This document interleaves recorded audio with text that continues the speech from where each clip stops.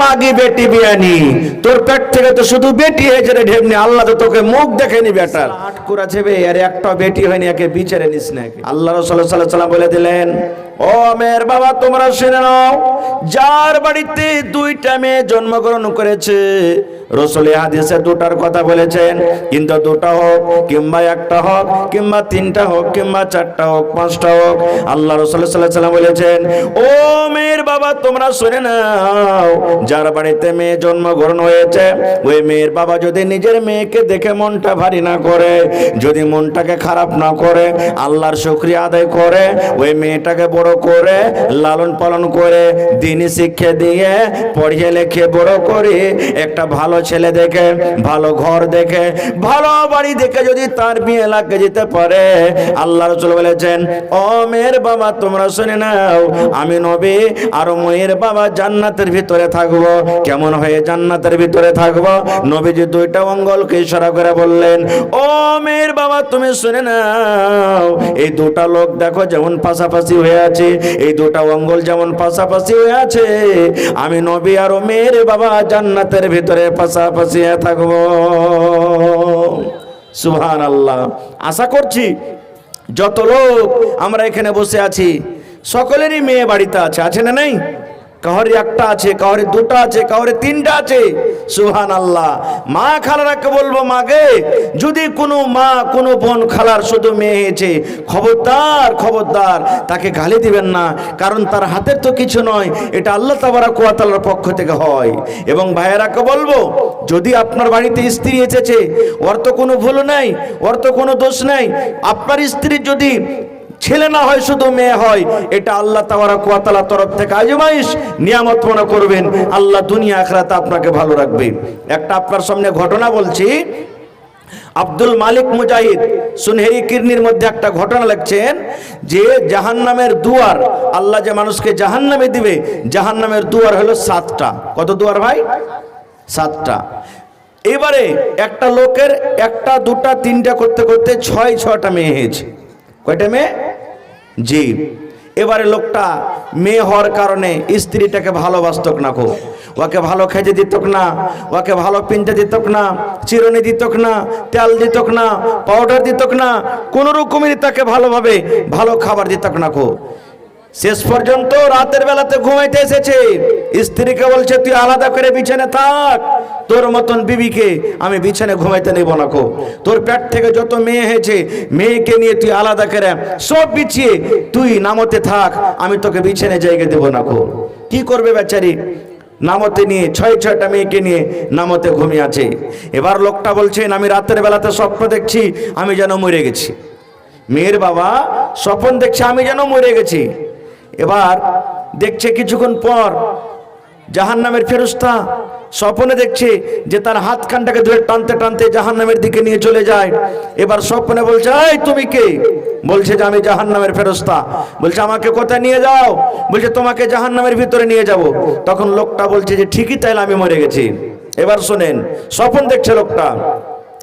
এবার ইমাম মালিক বলছেন, সুবহানাল্লাহ, আব্দুল মালিক মুজাহিদ বলছেন, যখন মেয়ের বাবাটাকে টানতে টানতে টানতে টানতে টানতে জাহান্নামের প্রথম গেটের দিকে নিয়ে রওনা হয়েছি, জাহান্নামের ভেতরে ঢুকতে যাবে, এই মতো অবস্থায় তার বড় মেয়ে দৌড়াতে দৌড়াতে দৌড়াতে দৌড়াতে দৌড়াতে দৌড়াতে এরকম ভাবে জাহান্নামের ফেরেশতার আগা ঘিরে নিয়েছে, জাহান্নামের গেট এরকম ভাবে ঘিরে নিয়েছে।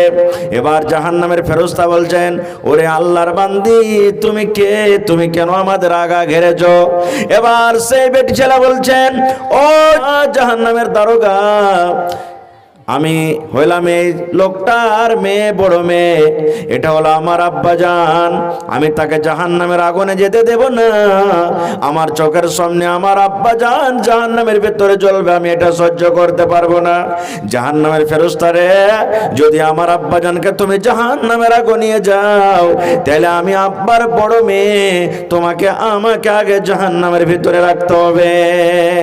এবার লোকটা বলছেন, যখন প্রথম গেট দিয়ে আমাকে নিয়ে যেতে পারলো না, আমার হাত খান ধরে টানতে টানতে টানতে টানতে দ্বিতীয় নম্বর গেটে আমাকে নিয়ে চলে গেল।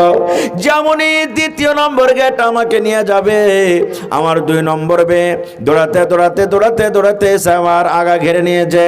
এবার বলছে, জাহান্নামের ফেরেশতা রে, এটা হলো আমার আব্বা জান, আমি আব্বার 2 নম্বর মেয়ে, 2 নম্বর বেটি, আমার আব্বা জানকে আমি জাহান্নামের ভিতরে আমি যেতে দেব না। লোকটা বলছেন, আবার টানতে টানতে টানতে আমাকে 3 নম্বর গেটে নিয়ে যাওয়া হলো।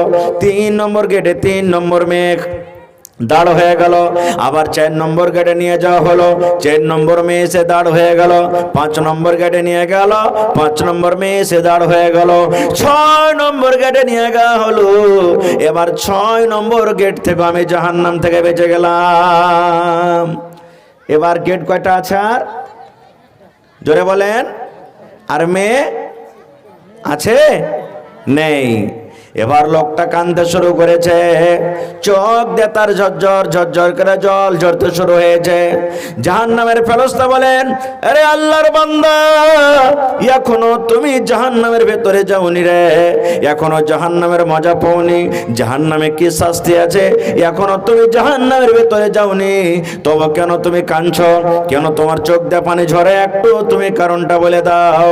এবারে লোকটা বলছেন, রে জাহান্নামের ফেরেশতা, আমি জানছি রে, এখনো আমি জাহান্নামের ভিতরে যাইনি, এখনো জাহান্নামের মজা আমি খেতে পাইনি, এখনো জাহান্নামের শাস্তি আমি দেখতে পাইনি, তবে এজন্য কাঁদছি, আফসোস করে কাঁদছি, আল্লাহ তুমি যদি আর একটা মেয়ে আমাকে দিতে রব্বুল আলামিন, তাহলে আজকে আমি 7 নম্বর জাহান্নামের গেট থেকে আমি বেঁচে যাইতাম।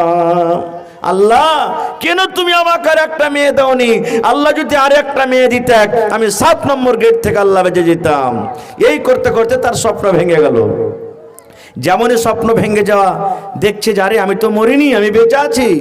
ওরে সুবহানাল্লাহ, এবার স্ত্রীর দিকে নজর করছে, নিজের মেয়েগুলোর দিকে নজর করে, ওরে আল্লাহ বড় বড় মশাতে ফুঁড়ছে, মা সমস্ত ছেলেরাকে মেয়েরাকে নিয়ে মা বুকে করে ঘুমিয়ে আছে।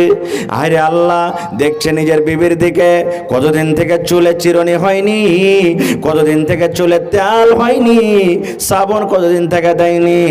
সুবহানাল্লাহ, মেয়েদের দিকে দেখছে, মেয়েদের চুলগুলা উস্কো খুস্কো হয়ে আছে।